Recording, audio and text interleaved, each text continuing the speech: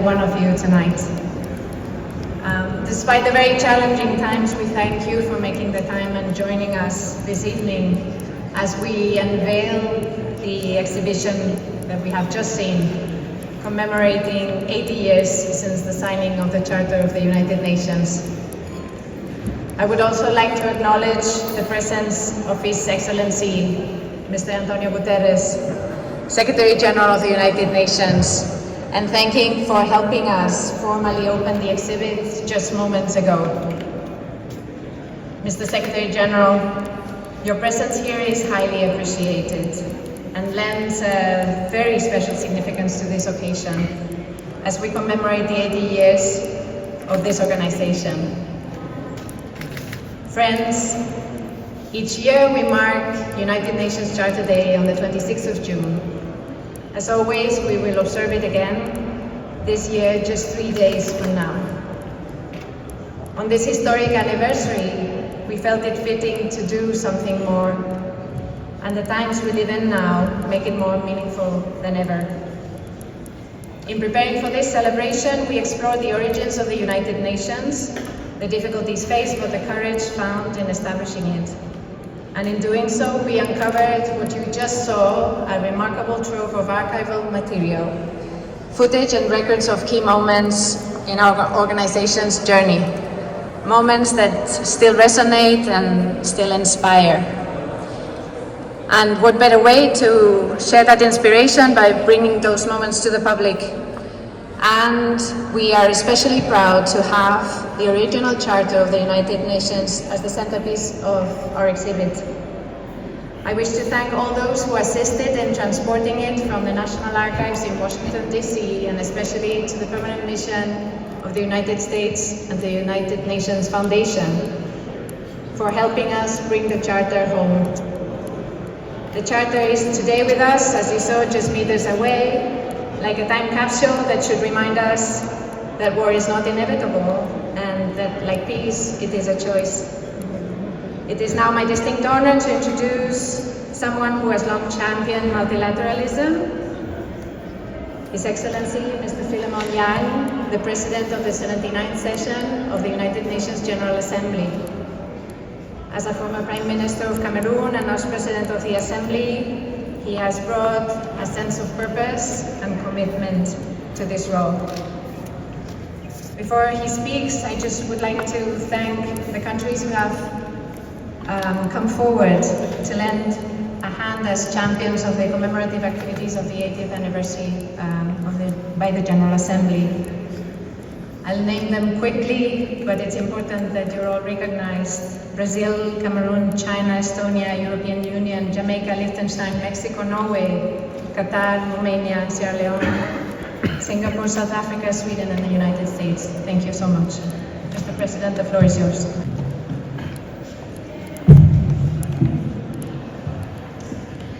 Your Excellencies, ladies and gentlemen, it is my great pleasure to welcome you to this reception and to the opening of this exhibition commemorating 80 years of the signing of the Charter of the United Nations. I extend my warm thanks to the generous contributors who made this exhibition possible. Beyond honoring the United Nations, this exhibition pays tribute to the spirit of San Francisco. There, in 1945, 50 nations came together after witnessing the devastation of 2 world wars. They made a solemn promise to the world to lay the foundations for a global order that would spare future generations from the catastrophe of war. A global order rooted in international cooperation and an unwavering belief in universal human dignity. An order in which the principles of multilateralism are respected and upheld. The charter you see on display, the one you saw outside there, is the result of that promise. There is more than ink on those pages. They are infused, the pages, with the hopes of a brighter future, dreams about the future of a peaceful planet, with ideals and principles we do not always live up to, but which have guided our organization for 80 years. Ideas that have avert a third world war that could easily destroy our world, our planet, that have reduced poverty on an unprecedented scale and gave us the means to banish it entirely, that have dismantled the structures of colonialism as new nations joined this global family we call the United Nations Organization, that established the sovereign equality of all states, member states of the United Nations, and created a universal platform to confront our shared challenges. For every problem that touches us, this forum, the United Nations, has provided a space for dialogue and diplomacy. That is the enduring value of the United Nations as we know it. And it is precisely that value, the value of diplomacy over conflict, that we must hold fast to even today. We are deeply alarmed by the recent escalation in the Middle East. I call on all parties to engage in diplomacy and pursue dialogue, for only dialogue will bring durable peace. The people of the Middle East need more peace, not more wars. As we can see today, 80 years on, our world remains far from perfect. Our world will never be perfect, but we have an opportunity to do great things for the future. Conflicts, the climate crisis, and the enduring burdens of poverty, want, prejudice, and discrimination persist, unfortunately. And yet, while the United Nations has not carried us to paradise, it has, in the words of Dr. Job, saved us from hell. The spirit of San Francisco, the same spirit that gave our founders courage after the disasters of the early 20th century, must continue to inspire us. It is the spirit that led us earlier this session to adopt the Pact for the Future and breathe new life into our multilateralism. And it is the spirit that brings us here this evening.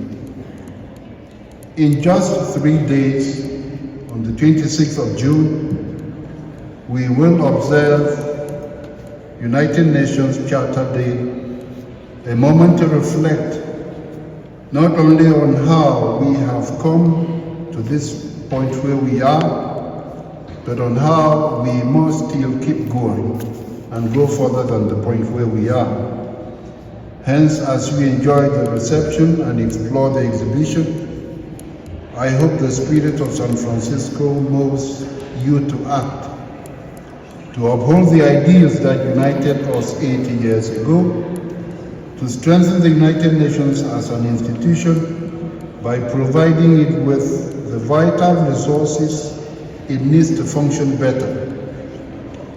For a more functional United Nations, fully supported by its member states, will find the bold solutions needed to build a more peaceful, just and prosperous future for everyone, everywhere. Thank you.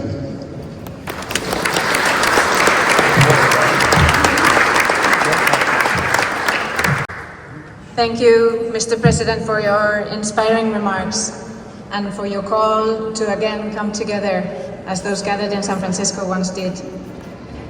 It is now also my distinct honor to introduce the Secretary General of the United Nations, Mr. António Guterres. Mr. Secretary General, the floor is yours.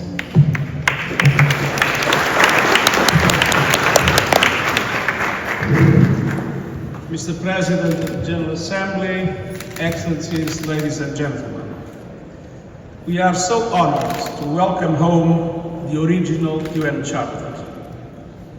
It is more than parchment and ink. It is a promise of peace, dignity and cooperation among nations. And as we open this exhibition that celebrates our earliest days, we are reminded that the Charter was only the beginning. The ideals it enshrined had to be put into action by people, by process, and sometimes by something as simple as a wooden box. In the spring of 1946, at Hunter College here in New York City, the first UN ballot box for the Security Council was opened for a routine inspection before the first vote. To everyone's surprise, there was already a slip of paper inside. It was a message from the box maker, a mechanic named Paul António. Apparently there have been some Antonios around. He wrote, and I quote, "May I, who have had the privilege of fabricating this ballot box, cast the first vote? May God be with every member of the United Nations organization, and through your noble efforts, bring lasting peace to us all over the world." End of quote. That message, humble, hopeful and heartfelt, captures the spirit of the United Nations at its founding. And it reminds us where we are here today. 80 years is a blink of an eye in history. And yet, until the United Nations, humanity never had a single place where every government and all peoples could unite to fix the world and build something better. The UN is a living miracle, and the women and men of the United Nations bring this miracle to life every day and everywhere. Forging peace, tackling poverty, hunger and disease, advancing human rights, delivering life-saving aid, and striving to make our organization stronger. Today, our world faces age-old challenges, and never threats like the climate crisis and runaway technology, not to mention the horrible conflicts we are witnessing. But we have the tools and the norms of international law to guide us, starting with the United Nations Charter. And as we reflect on the artifacts of our founding, the documents, the symbols, the memories, I keep thinking about that note in the ballot box. Paul António never sat in a General Assembly seat. He never gave a speech or signed the treaty. But he believed in what this organization could become. He believed in us. 8 years later, I hope we can all carry that same spirit of quiet conviction, of hope, and of belief in peace into the future we are building together, and I thank you.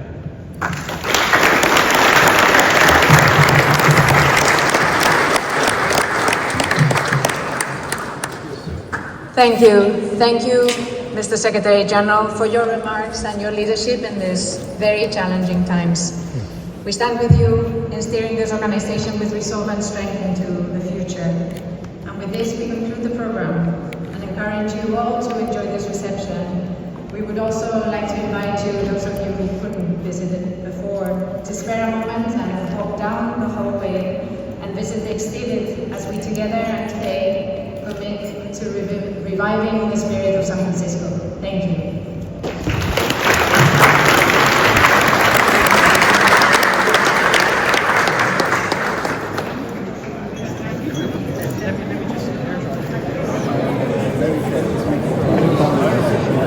Gracias.